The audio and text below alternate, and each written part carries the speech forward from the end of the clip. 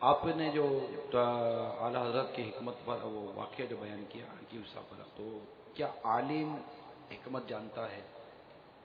تو کیا اعلیٰ حضرت اس انداز سے ہر آدمی تو نہیں پوچھے گا کہ اس میں کیا ہے، ٹیبلٹ کے اوپر بھی بعضوں کا لکھے ہوں، دوائی کے اوپر بھی لکھا اس میں یہی ہے، تو عام آدمی نہیں سمجھ پاتا کہ اس کے اندر یہ جو 10 قسم کی چیزیں لکھی ہوئی ہیں یہ کیا چیز ہے۔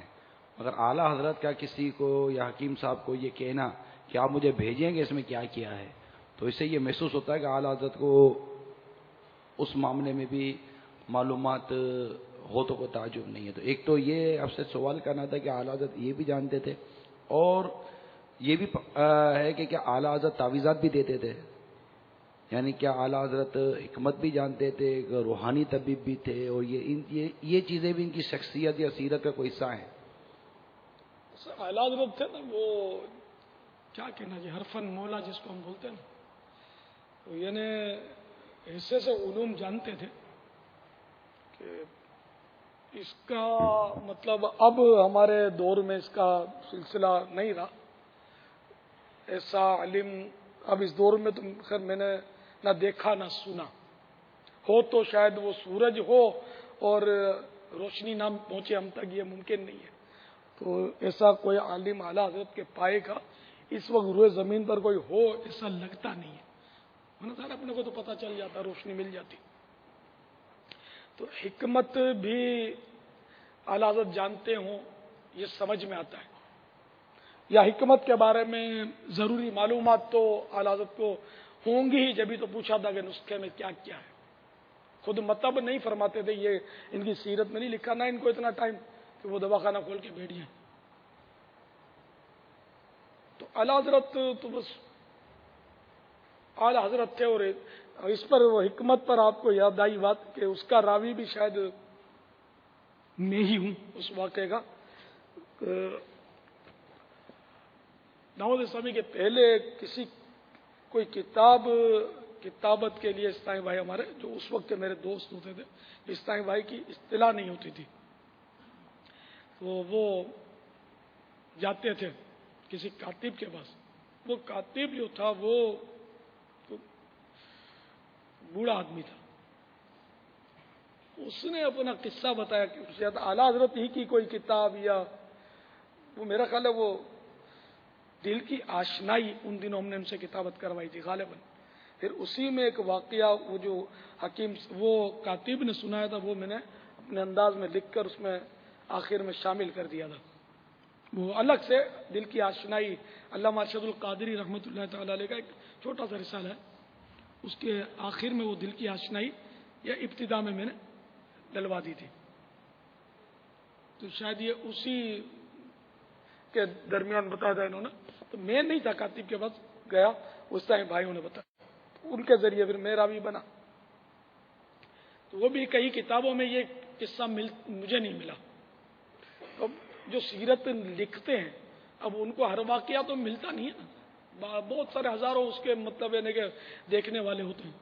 تو وہ کچھ اس طرح کا قصہ تھا کہ اس نے، جو میں اپنی یادداشت سے برس کر رہا ہوں، کہ کاتب نے بتایا کہ ہماری والدہ جو تھی یہ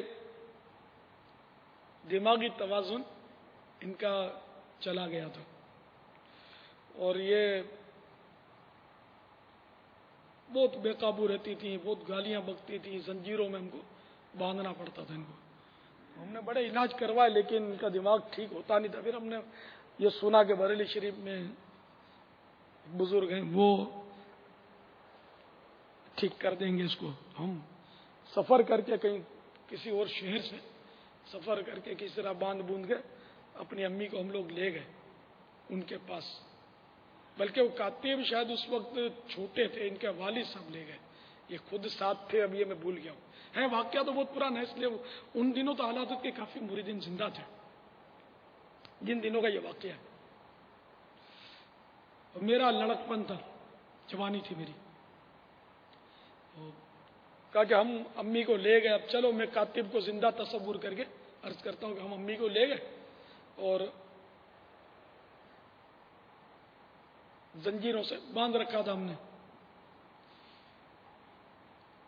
اب وہ وقت جب وہ عصر کے بعد کا حالات کا وقت تھا، تشریف فرما ہوتے تھے ملاقات کے لیے، تو کسی کمرے میں امی کو ٹھہرایا ہوا تھا اور ایسا کچھ معاملہ تھا، اور امی بیچاری گالیاں وغیرہ دے رہی تھیں، اپنے آپ میں تو تھی نہیں۔ پھر اعلیٰ حضرت تشریف لے آئے اور وہ ایک دم خاموش ہو گئیں، تو اعلیٰ حضرت نے فرمایا کہ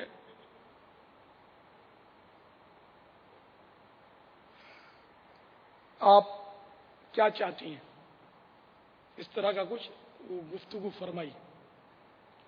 وہ غالباً بالکل ایسی قریب منظر بوڑھیاں ہوں گی، تو ایسا اس نے کہا کہ میں جو کہوں گی وہ کر دکھاؤ گے؟ آپ کہیں تو صحیح۔ تو اس نے کہا کہ مجھے حضرت علی کا دیدار کرنا ہے۔ تو اعلیٰ حضرت کے جو چادر مبارک شاید شانے پر تھی یا سر اقدس سے اوڑی بھی تھی، وہ چادر ایک دم آپ نے اپنے چہرے پر ڈال لی اور پھر ہٹا دی۔ تو اعلیٰ حضرت نہیں تھے، یہ مطلب اس وقت کوئی اور بزرگ کھڑے تھے، تو وہ جو بھی موجود تھے ان کے وہی ذہن میں آیا کہ یہ حضرت علی کھڑے ہوئے کرم اللہ تعالی وجہہ کریم، اور وہ کاتب کے بقول کہ میرے والد صاحب نے خواب میں مولا مشکل کشا کی زیارت کی ہوئی تھی کرم اللہ تعالی وجہہ کریم، تو انہوں نے بھی بعد میں تصدیق کی کہ جن کو میں نے خواب میں دیکھا تھا یہ وہی تھے حضرت علی کرم اللہ وجہہ کریم۔ تو اس طرح کچھ لمحے مولا مشکل کشا وہاں اپنے جلوے لٹاتے رہے، پھر مولا مشکل کشا نے اپنی چادر جو تھی وہ چہرے پر ڈالی، اور جب ہٹائی تو اب اعلیٰ حضرت کھڑے مسکرا رہے تھے۔ پھر اعلیٰ حضرت نے کچھ